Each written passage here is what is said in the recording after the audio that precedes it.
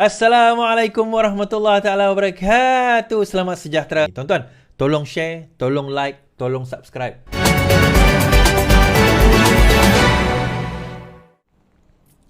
Berkenaan dengan pembebasan Zahid, dilepas tanpa dibebaskan. So DAP ada membuat kenyataan pada hari ini berkenaan perkara tersebut. DAP tak akan tarik sokongan terhadap kerajaan. Ngah Komeng. Naib Presiden DAP Ngah Komeng memberi jaminan bahawa partinya tidak akan sekali-kali menarik sokongan terhadap kerajaan dipimpin oleh Perdana Menteri Anwar Ibrahim. DAP adalah rakan setia kawan dan sentiasa setia kepada perjuangan, katanya kepada wartawan semasa sidang media di Kuala Lumpur hari ini. Pemimpin DAP itu diminta mengulas mengenai kenyataan Presiden muda Syed Saddiq yang memberitahu mereka akan menilai semula sokongan terhadap kerajaan serta mungkin turun ke jalan raya jika tiada penjelasan diberi berhubung kes Ahmad Zahid Hamidi. Pada 4 September, Mahkamah Tinggi melepaskan Ahmad Zahid dalam DNA dalam semua 47 pertuduhan pecah amanah, rasuah dan pengumpulan wang haram berkaitan yayasan dan dana budi. Langkah itu diambil oleh Hakim Lawrence Sequeira setelah pihak Panduan sendiri memohon memberhentikan prosiding dengan memberi 11 alasan. Permohonan itu dibuat Timbalan Panduan Raya Muhammad Dusuki Mohtar. Mengulur lanjut, Ngah berkata Syed Saddiq sepatutnya berbincang lebih dahulu dengan pucuk pimpinan kerajaan hari ini sebelum membuat ulasan. Syed Saddiq adalah antara parlimen menyokong kerajaan dan Pulau Bincang. Nanti saya akan cerita kenapa Syed Saddiq marah sangat dengan kerajaan ini. Tindakan muda itu kemudian menggunakan rasa marah dan tidak puas hati di kalangan pimpin UMNO. Antaranya MKT Fuad Zakassi mencabar muda untuk melaksanakan amaran mereka terhadap kerajaan. So apa yang Fuad Zakassi kata? Fuad cabar muda tarik sokongan agar terbukti anak jantan tulen. Ahli MKT UMNO Muhammad Fuad Zakassi hari ini mencabar parti muda untuk melaksanakan amaran mereka terhadap kerajaan. Bahkan Muhammad Fuad juga menganggap langkah tersebut boleh membuktikan amaran muda benar-benar anak jantan yang tulen atau sebaliknya.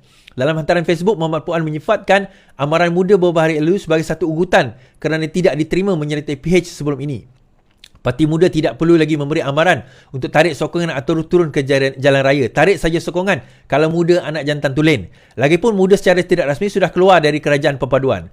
Muda bertanding solo di PRN 6 negeri, semua hilang deposit. Muda yang langgar red line, katanya. Muhammad Puan yang juga speaker dan Undang Negeri Johor menambah, muda tidak perlu menjadi kes Ahmad Zahid Hamidi baru-baru ini sebagai ugutan untuk membolehkan parti itu diterima masuk ke dalam Pakatan Harapan. Kenyataan Muhammad Puan itu hadir selepas muda pada 5 September lalu memberitahu mereka akan menilai semula sokongan terhadap kerajaan. Baik. Kenapa sebenarnya muda dah mula attack kerajaan Pakatan Harapan? Now, tuan-tuan kena faham perkara ini. Muda bukan baru mula attack kerajaan Pakatan Harapan Perpaduan itu. Muda bukan baru mula. Serangan ini sudah bermula sewaktu PRN Johor dan juga Johor dan juga Melaka dahulu pun dah bermula dah. Sewaktu PRN Johor dan Melaka pun sudah pun bermula. Cuma pada waktu itu, bila saya dan beberapa orang yang lain menyebut tentang muda, berkata begini begitu, ada beberapa pimpinan daripada PKR, daripada DAP, daripada Amanah sendiri kata tak, muda tak macam tu, muda okey, muda boleh bersama kita, muda ini, muda itu. So baru-baru ni saya jumpa dengan Naim Jusri, Ketua Cabang MUA. Saya tanya dia, ready ke nak langgar muda kat MUA? Dia kata, we are ever ready. Kita orang bersedia, dia kata. Kan? Okay, kalau kau langgar muda kat luar MUA, I will help you. Tak ada masalah, kata. Kita langgar, tetap langgar. Nah, soalan dia, kenapa muda daripada dulu? Yang pertama sekali, tuan-tuan kena ingat, saya kata, lapdog Mahathir, dia sebut, nanti sekejap lagi dia akan sebut, DAP ni lapdog kepada Zahid. Lapdog kepada Mahathir adalah muda. Kita kena faham ini. Lapdog kepada Mahathir adalah muda. Dia ada beberapa nama lah lapdog Mahathir ni, saya boleh kata. Muda, Latifah Koya, Ambiga dan juga Maria Chin. Ini adalah antara lapdog Mahathir. Di samping Tommy Thomas lah. Tommy Thomas tu antara lapdog dia juga. Tetapi ni 4 ni antara yang utama. Kan? 4 ni antara yang utama. Ada beberapa nama yang lain lah. Kenapa saya ada benda yang saya tak boleh sebut dalam live lah. Nanti orang kata, nanti saya kata itu fitnah dan ada. Tapi kita tahu, because kita tak ada bukti nak membuktikan secara fizikal, tetapi kita tahu cerita di sebalik itu. Kita tahu cerita dana mana dia dapat, bagaimana dia boleh mengumpul dana sebegitu banyak dalam program-program, walaupun dia jadi pembangkang dan sebagainya. Dia bukan ada derma dari orang, tapi bukan derma daripada orang semata-mata, tapi ada beberapa individu-individu yang menanja mereka. Itu yang pertama. Now, yang kedua, kenapa dia marah sangat? Okey, kalau kita tengok, betul lah kata Puan Zakassi tadi. Kalau dia dikira langgar kerajaan ini, muda dah langgar lama dah. Kalau kita tengok kerusi yang sepatutnya, yang sepatutnya PKR bertanding tapi diberi kepada Amanah, Puteri Wangsa di Johor menang, diberikan oleh Amanah kepada Muda. Saya cakap dengan Faiz Fazil lagi tempoh hari, kenapa bagi kepada Muda? Saya jumpa dia, saya tanya Faiz Fazil, kenapa bagi pada Muda? Kalau Faiz ingatlah perjumpaan kita dekat airport kan, kalau Faiz ingatlah kan, kenapa bagi pada Muda? Dia kata begini begitu. Saya macam okeylah, tak apalah, itu kerusi kau, lantak kau nak bagi. Tapi kita gaduh-gaduh dengan Amanah, kita bagi kerusi tu, dia bagi pada Muda. Pada waktu itu, kan? So sekarang ni dah mula nampak, DAP dah mula nampak, Amanah mula nampak, yang kami dah nampak lama dah tuan-tuan. Nah, yang ketiga, ini sangkaan saya je lah tuan-tuan. Sangkaan saya kan. Could be right, could be wrong. Sekarang ini, Syed Saddiq menghadapi tuduhan yang amat berat berkaitan dengan bukan penyalahgunaan, criminal breach of trust, pecah amanah. Di mana lebih kurang dalam satu jumlah jutaan ringgit, 1 juta kot, dikatakan telah disalahgunakan oleh Syed Saddiq.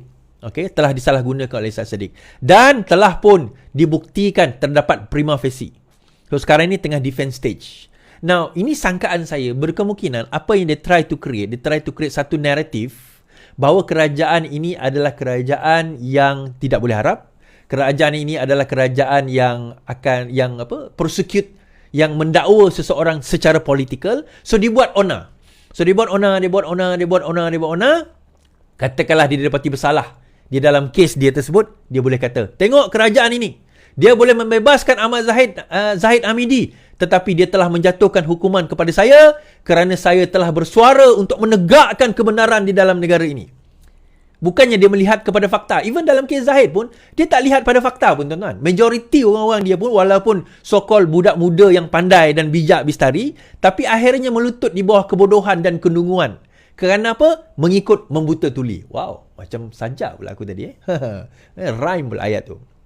Kan? Kerana apa? Kerana dia nak ikut juga kata-kata Mahathir tu.